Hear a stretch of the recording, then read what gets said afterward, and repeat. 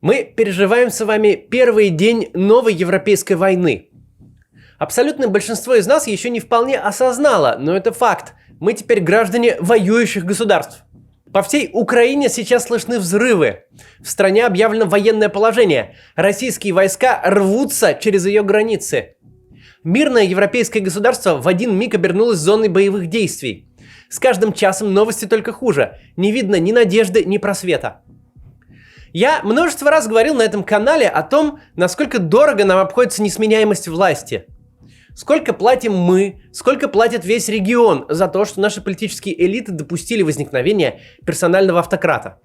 Россия платит уровнем жизни, политическим преследованием, цензурой. Что хуже, платит своим будущим каждый день. Беларусь платит тем, что кроме полицейского насилия на стране Лукашенко еще деньги российского бюджета и угроза российской армии. Самую страшную цену платит Украина, утраты территории, тлеющим конфликтом, постоянной угрозой. Но зная это, мы и близко не могли предположить такую цену. Такую цену просто за то, что один человек до ужаса боится утратить кресло, а примитивная система, где институты заменены договоренностями, не может с ним ничего поделать. Ценой этому оказалась настоящая война в Европе. Не просто агрессивное нападение на соседа, в результате которого прямо сейчас гибнут не только военные, но и мирные люди. Ценой этому оказался злонамеренный слом всего того мироустройства, на котором стояла наша планета с конца двух самых страшных войн в своей истории. На этом месте хотелось бы предостеречь российских граждан от самобичевания. Автократы легко заводятся в молодых политических системах при слабых институтах. Никто из нас в этом не виноват. Виноваты элиты, которые свой властный ресурс потратили на личное обогащение, которых устроила настолько убогая модель, которая до какого-то времени им приносила сплошные прибыли без издержек. Мы, граждане, не обладающие властным ресурсом, жертвы этого режима, заложники его внешне- и внутриполитического безумия. Не в такой степени, как украинцы сегодня. Даже и близко не в такой. Но мы не авторы агрессии и не несем за нее ответственность. Если сводить итоги Второй мировой войны к чему-то одному и внятному, то звучать это будет так. Друзья, мы тут 30 лет, с 1914 года, только и делали, что восстанавливали историческую справедливость. Вспоминали, чей пращур поставил первый шарлаш в какой деревне. Высчитывали языковую этническую близость к себе населения и расширяли жизненное пространство. Да восстанавливались исторической справедливости, да защищались соотечественников мы совершенно до ручки. Континент лежит в руинах. Еще лет 10 такого визионерства, таких гуманитарных позывов, и защищать нам будет некого, неким и нечем. Границы в Европе мы больше не двигаем, решили тогда. Хватит, достаточно. Из этой войны мы выбрались, но не факт, что выберемся из следующей. Это слишком дорогие маневры. На этом стоял наш мир 69 лет. Страны возникали и распадались, сверхдержавы кусали друг друга в Африке, на Ближнем Востоке и в Азии. Но одна большая европейская страна не откусывала кусок другой, не прирастала территориями за счет соседей. Никто не начинал восстанавливать историческую справедливость и все прочее. В 2014-м с аннексией Крыма этот мир был впервые нарушен. Впервые большая европейская страна захватила территорию соседа. Тогда он был нарушен стремительно и бескровно, без катастрофических последствий и жестких санкций.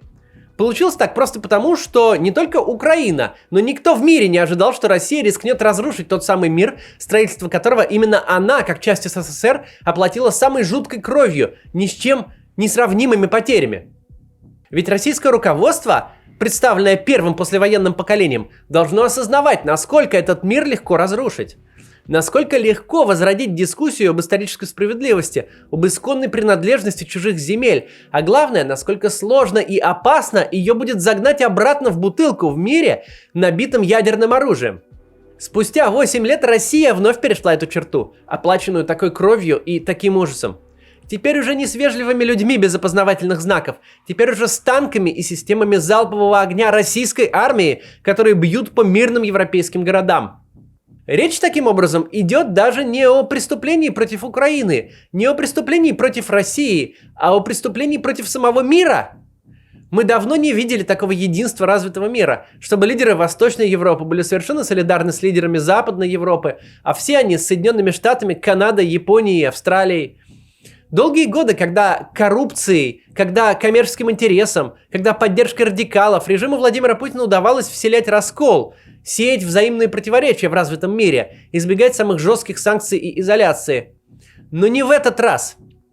В этот раз никакие соображения о скидках на газ, никакой рост тарифов отопления на 5, 10 или, боже упаси, 20% не перевесит тот простой факт, что на расстоянии 15 часов автомобильной поездки от Берлина падают ракеты. Если вы сегодня ждете какой-то внятной аналитики, какого-то прогноза на будущее, то его не будет. Не будет не только у нас, не будет ни у кого. Нет никакого шаблона, который можно было бы приложить к этой ситуации, нет никакого прошлого опыта. Мы все в равных условиях, просто зрители, которые просто пересказывают друг другу новости. Давайте к хронике минувшего дня перейдем. Самое сложное сейчас это понять, какие новости, приходящие сейчас в огромном количестве, являются настоящими, а какие фейковыми. Первой жертвой войны, как гласит известная поговорка, всегда становится правда. Мы постараемся ориентироваться на официальные источники, но, конечно, они тоже далеко не всегда корректно отражают действительность. Попробуем восстановить хронику этого утра, которая совершенно точно войдет в учебники истории. Около 5 часов 40 минут по московскому времени российские телеканалы показали экстренное обращение президента Путина. В целом, это была очередная псевдоисторическая лекция с рассказом про Великую Отечественную войну, распад СССР и козни НАТО. В конце этой лекции Путин заявил, что Россия по просьбе властей ДНР и ЛНР начинает спецоперацию для защиты жителей республик от геноцида со стороны киевского режима. Это цитата. Целью операции он назвал демилитаризацию и денацификацию Украины, а также предание суду тех, кто совершил многочисленные кровавые преступления против мирных жителей, в том числе и граждан Российской Федерации. Россия, утверждает президент, не может мириться с угрозой, исходящей из соседнего государства, при этом Кремль, как сказал Путин, не ставит перед собой задачу оккупации территории Украины. В своем видео Путин обратился сразу к нескольким аудиториям. Украинских военных он призвал сложить оружие и не оказывать сопротивления, а лидерам западных стран пригрозил ядерной войной в случае их ответных действий. Как и говорили военные аналитики, очевидно, что решение о вторжении было принято не внезапно, а заранее и хорошо подготовлено. Буквально в эти же минуты, когда обращение Путина шло в телеэфире, очевидцы начали сообщать о взрывах в самых разных частях Украины. В Киеве, Харькове, Днепре, Одессе. То есть в том числе в городах, которые находятся далеко от Донбасса. Минобороны России заявила, что наносит удары высокоточным оружием исключительно по военным объектам вооруженных сил Украины и не угрожает городам и мирным гражданам. В сети тут же появились кадры, опровергающие эти слова, например, с обломками снарядов от системы залпового огня, которая является неизбирательным оружием и не умеет отличать военные объекты от гражданских. Впрочем, пока на момент записи этого видео никакого официального подтверждения этому нет. Было моментально закрыто воздушное пространство, причем не только над Украиной, но и над югом России. До 2 марта прекратили работу аэропорта Краснодара, Ростова-на-Дону, Сочи, Анапы, Волгограда и других городов. Все запланированные рейсы отменены. Сотни самолетов были отменены или задержаны и в Москве, а в Азовском море остановлено судоходство. Произошел обвал рубля и стоимости акций российских компаний. Утром за доллар давали больше 90 рублей, а за евро больше 100. В приложении Сбера поменять рубли на доллары и вовсе предлагали по 102 рубля. Затем российским биржам пришлось приостановить торги. Через несколько часов они открылись и снова закрылись из-за нового обвала. Перед записью я посмотрел курс в Альфа-банке. Сейчас доллары можно купить по 86,5 рублей. Утром появились кадры перехода российских войск на наземной границы с Украиной. С севера, со стороны Беларуси, и с юга, со стороны Крыма. Впрочем, на момент записи этого ролика, около 15 часов по Москве, нет подтвержденных сведений о столкновениях российской и украинской армии на земле. Хотя непонятно, как их можно будет избежать. Лукашенко днем категорически отрицал участие белорусских военных в операции. И это тот неловкий момент, когда даже нелегитимный диктатор, силой удерживающий власть в своей стране, пытается дистанцироваться от принятого Путиным решения о вторжении в Украину. Вскоре пошли новости и о захвате различных сел и населенных пунктов на территории Луганской области войсками ЛНР. Но опять же, никакого официального подтверждения нет. Что там происходит сейчас, сказать решительно невозможно. Что касается потерь, пока нет никакой верифицированной информации. Генштаб Украины утверждает, что сбили 6 российских самолетов, 2 вертолета, а под Харьковом подбиты 4 танка. Россия это отрицает. Также власти Украины сообщили первые данные о жертвах среди мирного населения. В результате обстрелов в разных регионах погибли 9 человек. Многие киевляне укрывались в метро, как в бомбоубежище. На всех дорогах из Киева в область выстроились многокилометровые пробки. Очереди стоят также и в продуктовые магазины, и в банкоматы, о чем говорят наши друзья, которые живут в Украине, и у которых мы спросили, что там происходит. Кроме того, банки заблокировали кредитные средства на счетах граждан. Нацбанк Украины ограничил снятие наличных и остановил работу валютного рынка. Президент Зеленский объявил в стране военное положение и сказал, что будет выступать с видеообращениями каждый час. В одном из них он сообщил о разрыве дипломатических отношений с Россией, а также о том, что внес в Верховную Раду законопроект о всеобщей мобилизации. Международная реакция на вторжение очень показательна. Буквально никто не поддержал Россию. Даже Лукашенко. В лучшем случае они, как тот же Лукашенко или Китай, просто дистанцируются от случившегося. В худшем жестко осуждают начало войны, как сделал один из немногих пророссийских руководителей государства в Европе, чешский президент Милош Земан. Земан призвал отключить Россию от SWIFT и вообще призвал к намного более серьезным санкциям, чем обсуждалось ранее. Он сказал, что сумасшедших надо изолировать, прям цитата Земана, которого всегда считали пропутинским. Звучат уже и предложения аннулировать все выданные россиянам визы и даже вообще закрыть въезд в Евросоюз для всех россиян. Впрочем, о каких-то более конкретных мерах чуть больше информации появится к вечеру, но уже понятно, что озвученное сейчас это лишь начало. Случилась максимально возможная катастрофа, которая могла случиться, и последствия этого пока невозможно ни предсказать, ни даже оценить. Давайте попробуем посреди всего этого ужаса мысленно, не то чтобы выдернуть себя из ситуации, но представить наблюдателям. Вряд ли это сейчас возможно, но попытаемся, чтобы попробовать поанализировать. Почти любая война – это продолжение политики другими средствами. Когда государство исчерпывает возможности достигнуть необходимой цели политическими методами, оно прибегает к вооруженным силам. Когда лидер государства принимает решение об использовании армии, он обязан ответить сам себе на фундаментальный вопрос и несколько других вопросов, которые из этого фундаментального следуют. Фундаментальный вопрос состоит в следующем. Какова цель военных действий? Цель не может звучать в виде лозунга. Она не может состоять из философских абстракций и глаголов несовершенного вида. Цель должна быть конкретной, конечной, достижимой и измеримой. А далее следуют вопросы. Какими силами и средствами будет достигнута эта цель? В какие сроки? Какова картина желаемого послевоенного устройства? Рано утром мы слышали обращение Путина о начале войны, которое в основном состояло из лозунгов, абстракций и философских конструктов. Проблема не только в том, что мы не понимаем цели Путина.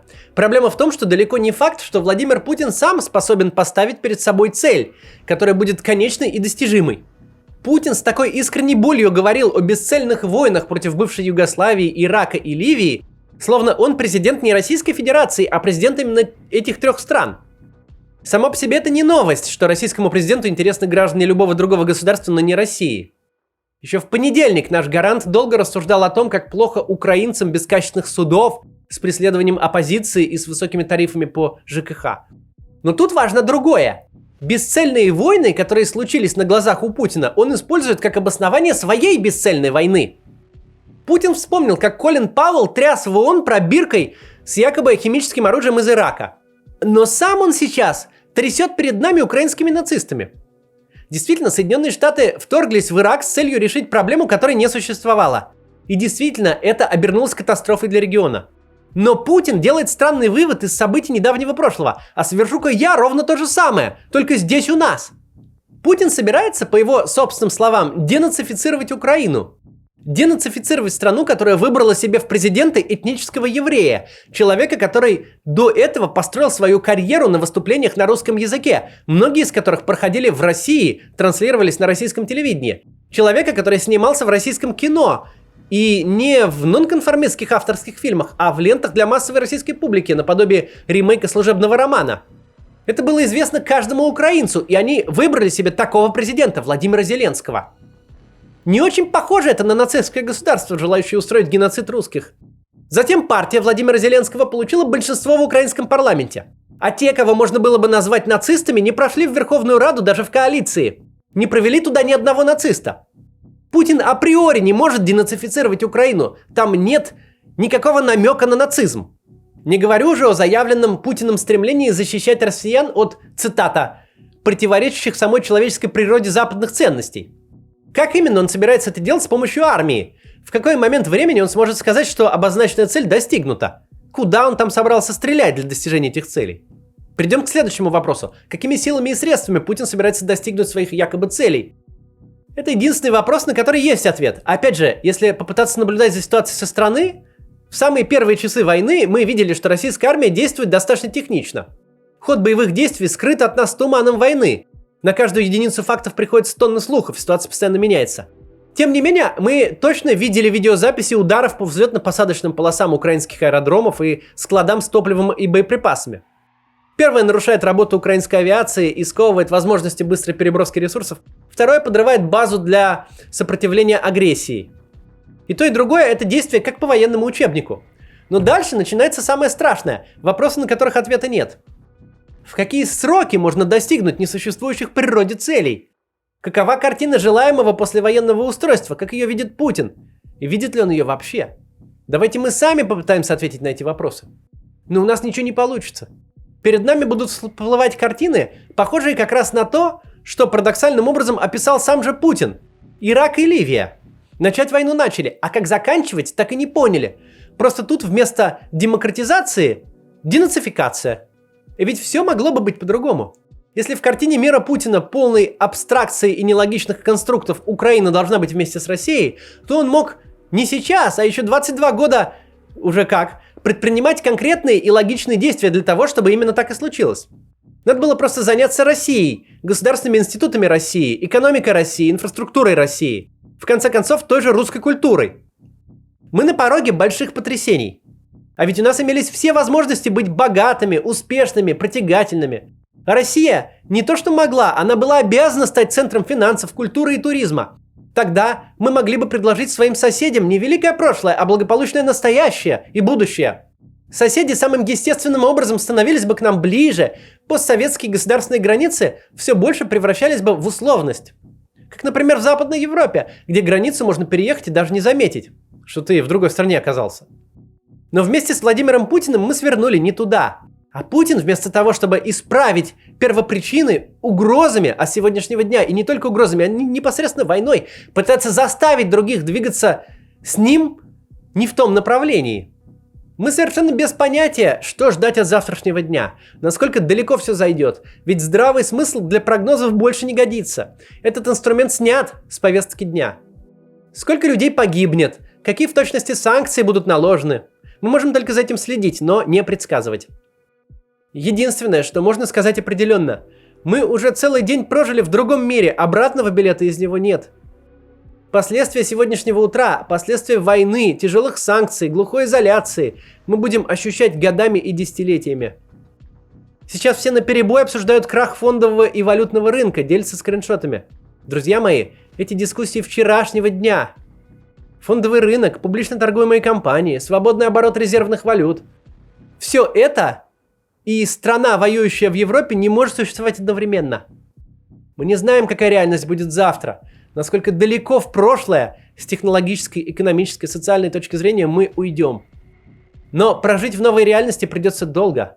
И нынешний статус одной из беднейших стран Европы с болгарским ВВП на душу населения, с неплохо развитой сферой услуг, с хорошим финтехом, с конкурентным IT, мы восстановим еще очень нескоро. Увы, страна, развязавшая войну в центре Европы, станет врагом всего развитого мира, и развитый мир, несмотря на издержки, будет принуждать ее к миру самыми брутальными мерами. И меры эти намного проще вводить, чем отменить потом. Они не равны даже Путину, они его переживут. Поколения, не знавшие Путина, будут беднее от того наследства, которое сейчас формируется. Это займет десятилетия, чтобы вернуться на уровень жизни, который был у нас вчера. Вот такие дела. До завтра.